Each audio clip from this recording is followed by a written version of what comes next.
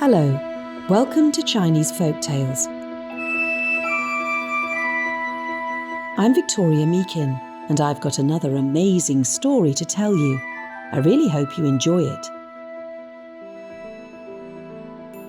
This story is all about how sometimes when we think we have lost something important, we find that we had it with us all the time.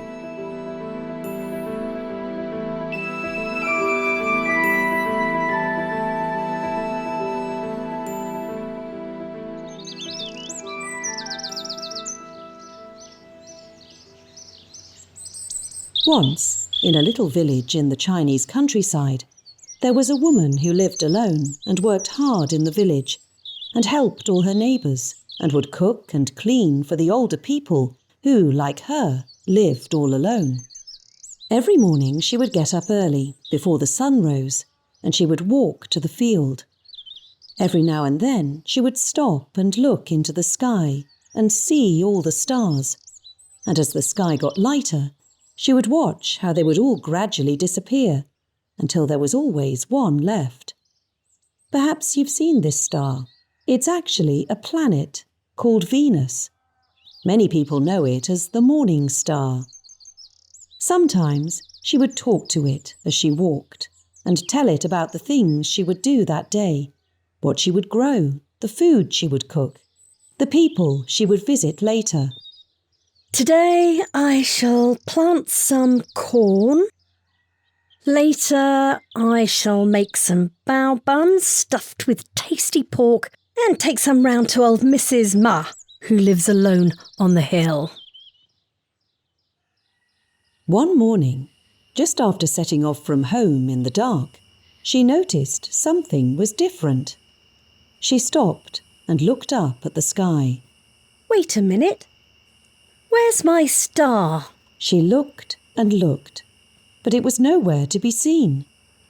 It made her sad. But then she noticed something else. There was an old man holding the hand of a little boy. They seemed to be waiting for her on the bridge. Are you waiting for me? She asked the old man. Yes. I need you to look after this young man for a while. He handed the boy's hand to her. She took it. The old man turned away and walked into the darkness. That is odd, thought the woman, and she knelt down to talk to the boy. Hello. What's your name then? But the boy hadn't learned how to speak. I know. Let's call you Dawn. A perfect name. And together they looked up at the stars.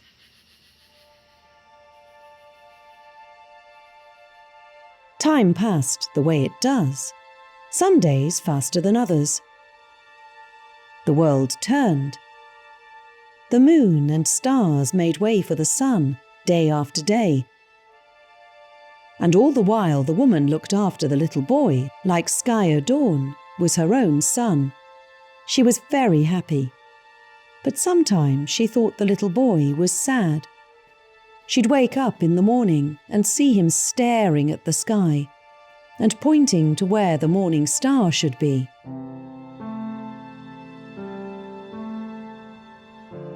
One day she awoke, and he was gone. She searched everywhere and asked everyone in the village if they'd seen him, but he was nowhere to be found.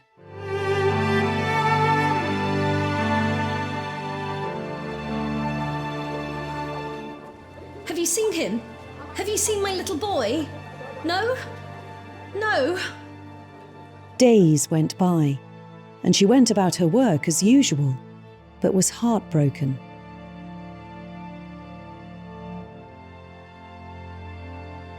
But then, one day, Dawn appeared in the yard, a little older, and all his clothes were tattered and torn.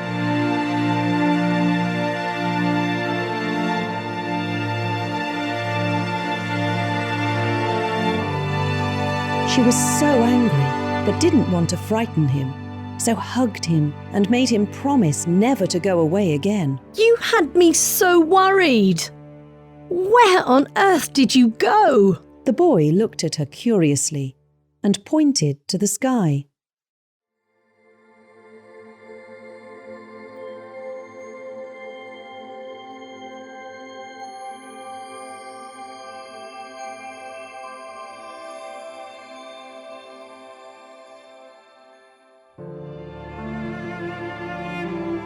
A few years later, the exact thing happened again. The boy disappeared. But by now, over the years, the woman had come to know that he was no ordinary boy. There was something very special about him. Just as before, he came back, as if nothing had happened, a little older than before, and he could speak. Where did you go this time? You've been away for a whole year. A year? No, I went to play in the Purple Sea, and it stained my clothes. And I thought you'd be cross, so I jumped into the sky and washed myself in the spring of the morning sun to wash them clean. Ha! Of course you did. But that doesn't take a year. Where else did you go? The boy thought for a moment. Well, after I'd washed my clothes, I had a little rest in the city of the dead. I must have fallen asleep. I remember now, the skies were dark. There was no one to talk to until I woke up hungry, and the King of the East gave me red chestnuts and rosy dawn juice to eat, and that filled me right up. What an imagination you have. Then I was thirsty, and I went up to the dark skies, drank the yellow dew, and my thirst was quenched. I was feeling a bit sleepy after that, when I met a black tiger and thought I could ride home on his back. But that wasn't a good idea at all. He bit me. Look, right here, in the leg. It took me a bit longer to come back to tell you about it. Well, never mind. I'll kiss it better. Come, eat some jiaozi. But please don't go away again. You've made me so happy. But deep down, she knew she would not be able to keep him, but also knew she had been so lucky to have any time with him at all.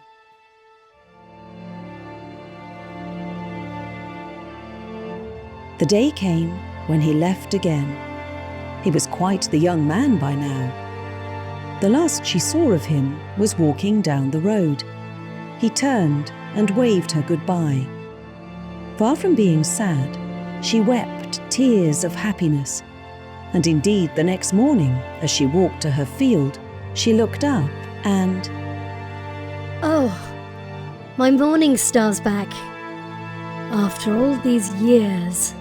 And just for a moment, she thought it twinkled back at her.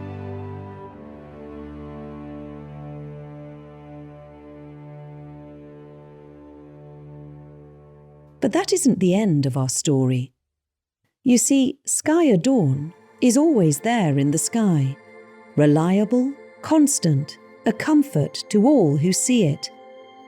And if for some reason you can't find it, it means that somewhere in the world he has come down to help someone with a problem. There are so many amazing tales all across China of people who have met him. Take, for example, the old man of the swamp. He was so old he didn't need to eat anymore. He lived off air. One day, while he was thinking and looking at the stars and trying to find the morning star, he noticed a young boy. What do you want? Have you eaten? I've no food to give you. No, I'm fine, thanks. I think you have something better to give me.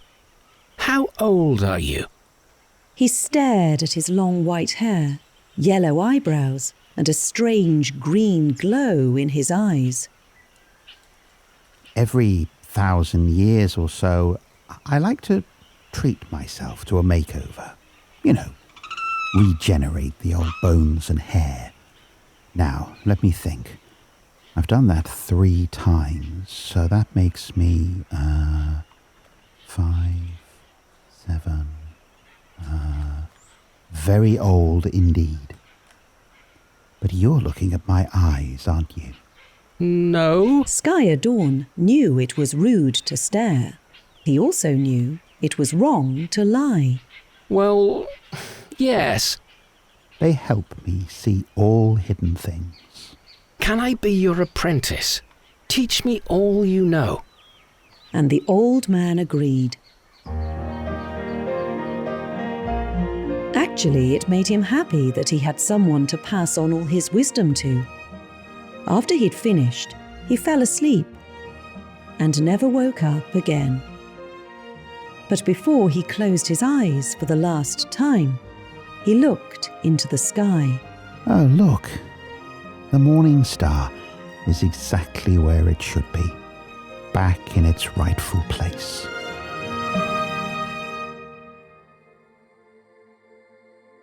A few years later, Skyer Dawn came down again from the sky. Someone else needed his help. This time, it was Emperor Wu, no less. One morning, he had overheard the Emperor talking to his peach orchard as he looked up into the sky at the stars. I'm so sad. I love the Empress so much and wish she could live forever, he said. Skyer Dawn leapt down into the garden.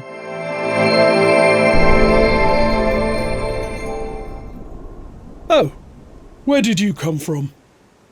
You do know this is a private, imperial garden, don't you? I should call the guards, and they'll probably cut your head off. Don't do that. I might be able to help you.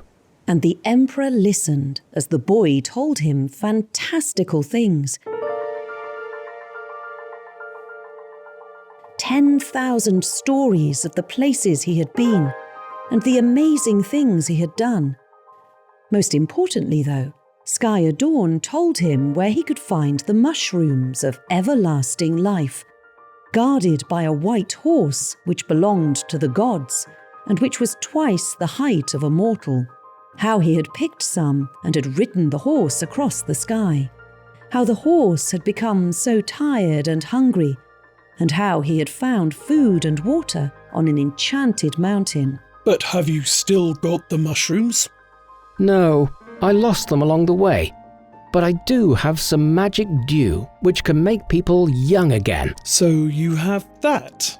No, I drank it. Skyer Dawn stayed at the palace for many years, entertaining the court.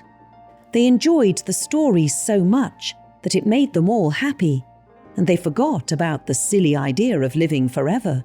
They were all happy, and that was more important.